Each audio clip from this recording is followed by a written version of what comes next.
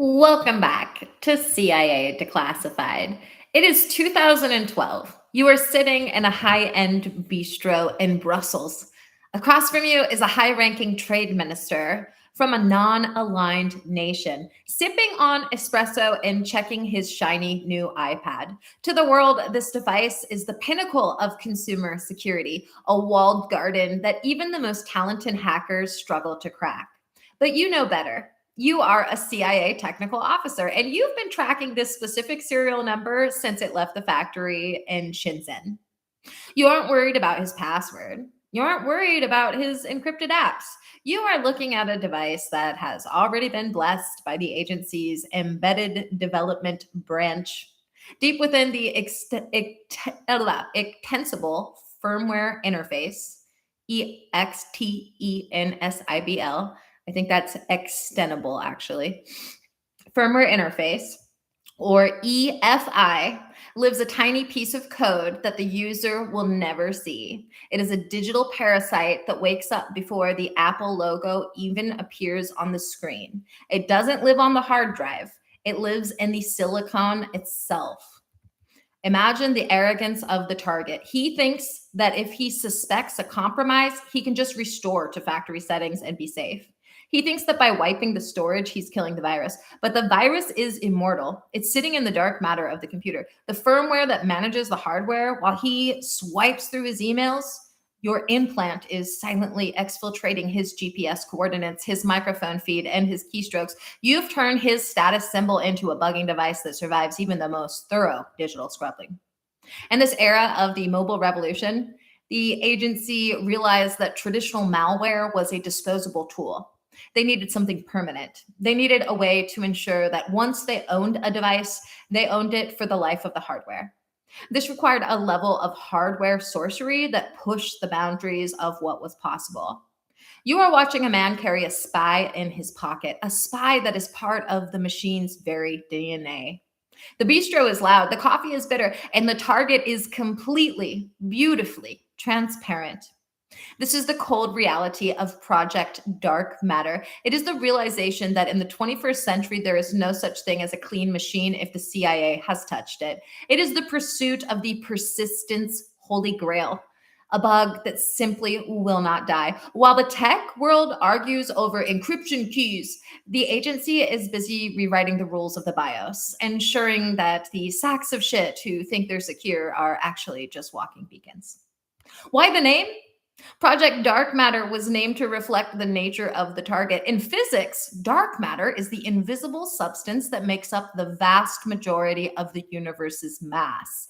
You can't see it, but its gravitational pull governs everything. In the context of the CIA, the dark matter of a computer is the firmware. It is the invisible code that lies beneath the operating system. It is the mass that holds the hardware together. And by controlling it, the agency exerts an invisible gravity over every function of the device. It was a name that celebrated the power of the unseen. To understand the Immortal virus, we need to look at the declassified via a leak logs of the firmware war. Project Dark Matter was a CIA program exposed in 2017, WikiLeaks Vault 7 release. The project targeted the firmware of Apple products, including MacBooks and, of course, iPads and iPhones. One of its core tools, Sonic Screwdriver, I have an episode on already, allowed for code execution via a Thunderbolt to Ethernet adapter. The program focused on persistence, ensuring that malware survives an operating system reinstallation. Dark Sea Skies was an implant designed specifically for the MacBook Air. The project utilized EFI persistence to hide code in the boot process. Night Skies was an implant designed to be installed on factory fresh iPhones and iPads via supply chain interdiction. The CIA began developing these Apple specific tools as early as 2008. Some implants were designed to beacon out to the CIA servers whenever the device connected to the internet. Project Dark Matter utilized zero-day vulnerabilities in Apple's firmware security. The program included a tool called Triton, designed to infect Mac operating system and its automated systems. Implants could intercept and modify kernel level data before the operating system even loaded. The CIA maintained a library of exploits for different versions of the Apple and its firmware interfaces. One tool, Medea, focused on exfiltrating data from the iPad via the sync process. The project targeted the System Management Controller, SMC, to control fan speeds and power settings. Dark matter developers held regular sprint meetings to adapt to Apple's security updates.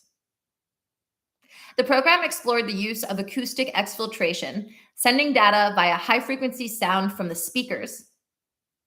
Project Dark Matter shared data with the NSA regarding firmware persistence. The CIA purchased exploit kits from private European cyber arms dealers to supplement the project. Some implants were designed to self-destruct if they detected a forensic analysis environment. The project investigated the possibility of infecting Apple's time capsule backup drives. Sonic screwdriver could bypass the firmware password on a Mac. The program utilized code signaling bypasses to make malicious firmware appear legitimate to the hardware. Project Dark Matter targeted the Thunderbolt controller specifically because it has direct memory access, DMA. The CIA maintained a secret Apple lab in Langley filled with every consumer model for testing. Some implants were capable of surviving a physical hard drive swap. The project utilized binary patching to modify existing Apple firmware files. Dark Sea Skies consisted of three components: dark matter, CP, and night skies. The program targeted the recovery partition of the Mac to reinstall malware after a wipe. Dark matter involved the creation of custom drivers for the CIA's exfiltration servers. The CIA tracked the success of these implants across thousands of targets globally. Some tools were designed to work even if the user never logged into the device. The project explored visual exfiltration using the keyboard backlight to blink out data in Morse code. Night Skies reached version 1.2 by 2008, showing a very early focus on the iPhone. The program utilized kernel extensions, KEX, that were hidden from the activity monitor. Project Dark Matter influenced the way Apple designed its secure enclave in later models.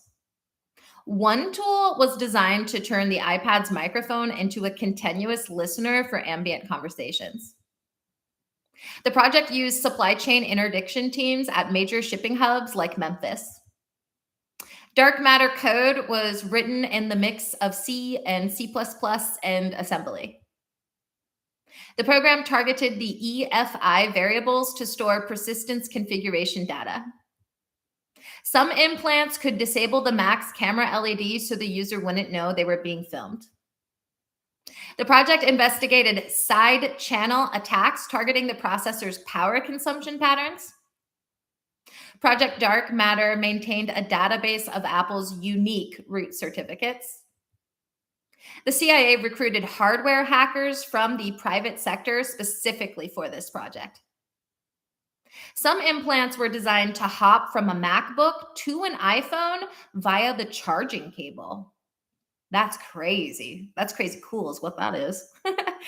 Anyway, the project analyzed the wear leveling of SSDs to hide data in reserved blocks. Sonic Screwdriver was a boot kit that executed before the kernel.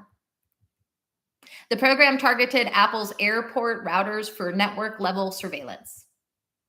One sub-project focused on firmware fingerprinting to identify specific users by their hardware quirks. Project Dark Matter represents the most documented case of state-sponsored firmware hacking. The project utilized heap overflow exploits in the EFI's image parsing code. The CIA used mock Apple stores to train agents on how to quickly swap a target's device for an infected one. Some implants were designed to remain dormant for months before activating. The project influenced the creation of Cyborg Internal Review Board for Cyber Weapons. Project Dark Matter proved that air-gapped Macs could still be compromised via peripheral ports. A quote from a declassified internal CIA technical manual on Vault 7, Apple's iPhone/iPad persistence has been an elusive goal. Project Dark Matter represents the first successful persistent firmware implant for these devices. A declassified, because it was leaked, CIA developer memo. If you control the EFI, you own the machine before the user even knows it's on.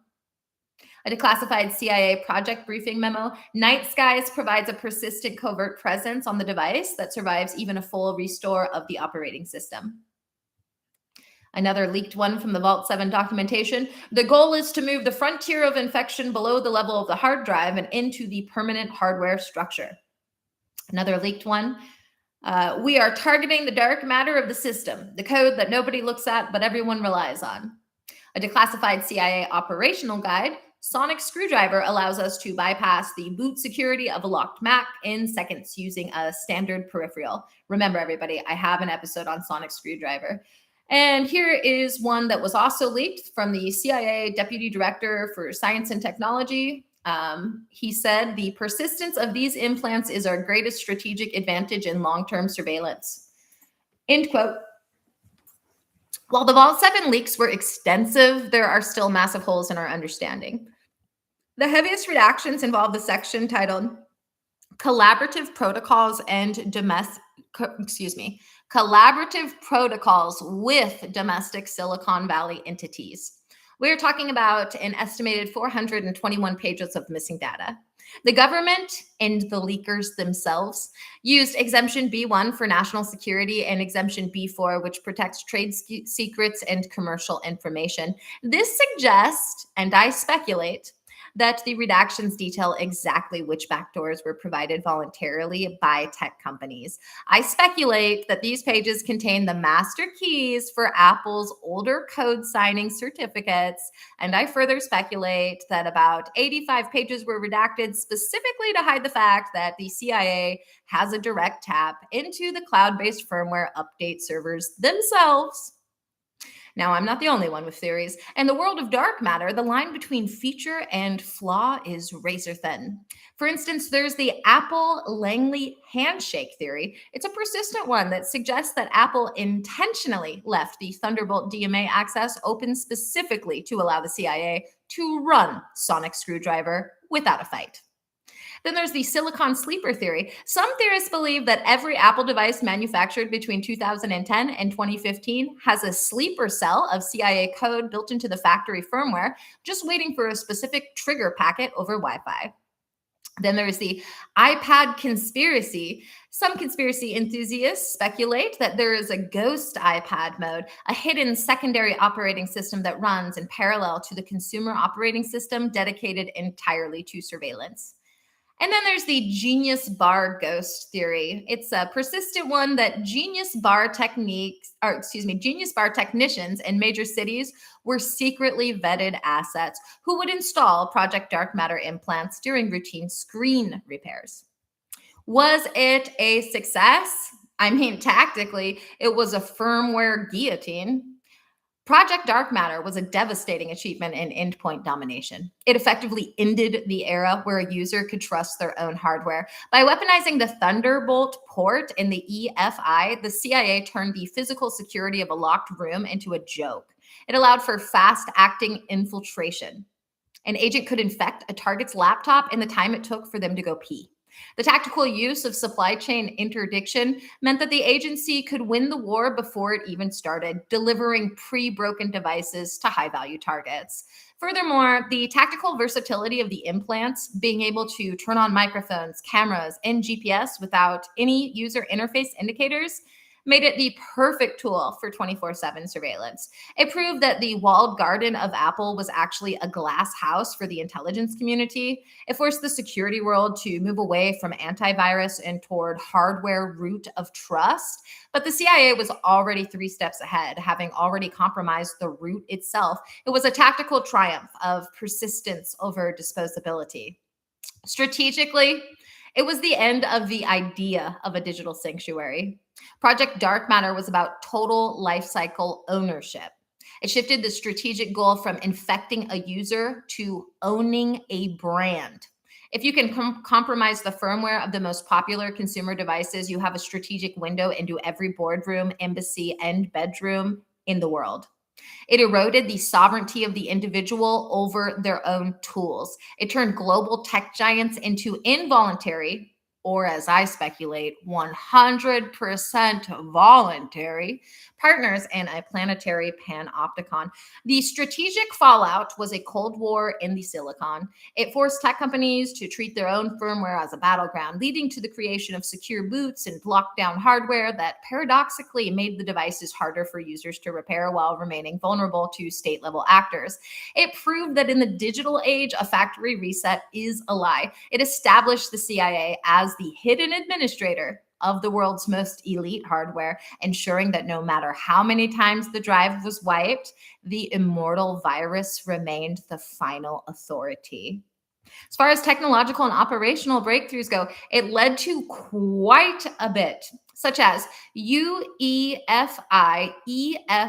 persistent firmware implants.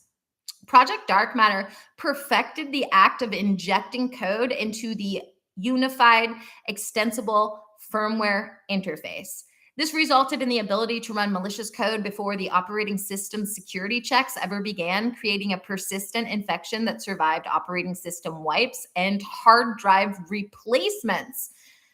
This research has ironically led to much stronger hardware security for the general public. Modern computers now use secure boot and TPM chips to verify that the firmware hasn't been tampered with. It has forced the tech industry to treat firmware as a critical security layer, protecting average users from lower-level cyber criminals who try to use these CIA-pioneered techniques. The military applies this in resilient systems by using immutable firmware. They ensure that critical weapon systems and communication nodes cannot be disabled by enemy malware. It has created a fortified boot process for drones and field computers, making them nearly impossible to hijack at the firmware level. The intelligence community utilizes this for long-term access by maintaining implants in the firmware of foreign critical infrastructure, like power grid controllers or satellite relays. They ensure they have a permanent backdoor that remains open, even if the target performs a standard security audit or software update. DMA, direct memory access, port exploitation. This project identified the high-speed ports like Thunderbolt, which had direct memory access, meaning a peripheral could read and write to the system RAM without going through the CPU or the OS. This resulted in tools like Sonic Screwdriver, which could bypass passwords in seconds. This has led to the universal hardware sandboxing of peripheral ports. Modern Mac and PC operating systems now require user permission before a Thunderbolt device can access memory. It has revolutionized how we think about plug-and-play security, making the world safer from evil-made attacks in hotels or public spaces. The military uses this in fast forensic extraction. Some operation units use DMA-based tools to instantly pull the memory of a captured enemy laptop or smartphone before the auto-wipe triggers can engage. It allows for the rapid collection of battlefield intelligence from locked devices. The intelligence community applies this for invisible infiltration by using active cables that look normal but have a DMA exploit chip inside. They can exfiltrate data from a target's computer simply by having them plug their phone into charge. It turns every peripheral into a potential data pipe. Supply chain interdiction and preloading. Project Dark Matter established the logistics of interdicting certain devices in transit from the factory to the consumer. This resulted in the night skies model, where a device is infected from birth, ensuring the agency has access from the very first moment the user turns it on. This has fundamentally changed global logistics security. Companies now use tamper-evident packaging and digital signatures that verify a device's integrity from the factory to the front door. It has created a secure supply chain industry that protects everything from iPhones to industrial control sensors. The military applies this in verified procurement. The military uses trusted foundry programs to ensure that the microchips in their missiles in jets haven't been tampered with during manufacturing. It is a defense against hardware Trojans being built into the defense grid. Spies utilize this for strategic seeding by ensuring that infected tech is the only version available for purchase in a specific target region or for a specific target group, like an embassy's bulk buy. They can blanket an entire organization with surveillance before a single employee even starts their first day. And side channel and acoustic data exfiltration. To get data off air-gapped or highly secure Macs, the project pioneered the use of non-traditional signals, such as using the system's power consumption pulses or high-frequency sounds from the internal speakers that are inaudible to humans.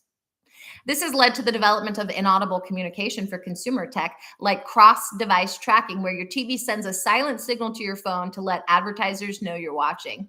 It is also used in smart home setup process, where devices talk to each other via sound. The military uses this in low probability of intercept communications, LPI. Soldiers can use acoustic burst or thermal pulses to send short-coded messages in environments where traditional radio signals would be immediately detected and jammed by the enemy. Spies apply this for gapping the air gap. They can exfiltrate stolen files from a computer that isn't connected to any network and that had never been connected to any network ever since its creation by having the computer's CPU sing a data-rich song via high-frequency heater sound, which is then picked up by a nearby agent's smartphone. Project Dark Matter was the day the walled garden fell. It was the realization that in the age of the algorithm, the hardware is the final judge. The Immortal virus proved that the most secure device in your hand is actually just the most efficient spy in your life. A digital ghost that doesn't care about your passwords, your wipes, or your factory resets. In the end, dark matter wasn't just about hacking a computer. It was about hacking our trust in the physical world. It taught us that the sacks of shit who think they can hide behind a brand name are actually just carrying a Langley handshake in their pockets. We look back at this project not as a series of bugs, but as the moment the CIA became the permanent hidden owner of the world's technology. As the iPad and the iPhone screen glows in the dark and the MacBook chime rings out, we are left to wonder, is your device really yours, or is it just a lost boy from the agency's nursery waiting to tell your secrets to the watchers in the mountains? The virus is immortal, the persistence is perfect, and the dark matter is all around us. If you want a secret to stay a secret, don't tell it to a machine that has a history. A factory reset is just a fresh coat of paint on a haunted house. Never trust a port that has direct access to your memory and a Thunderbolt for a logo.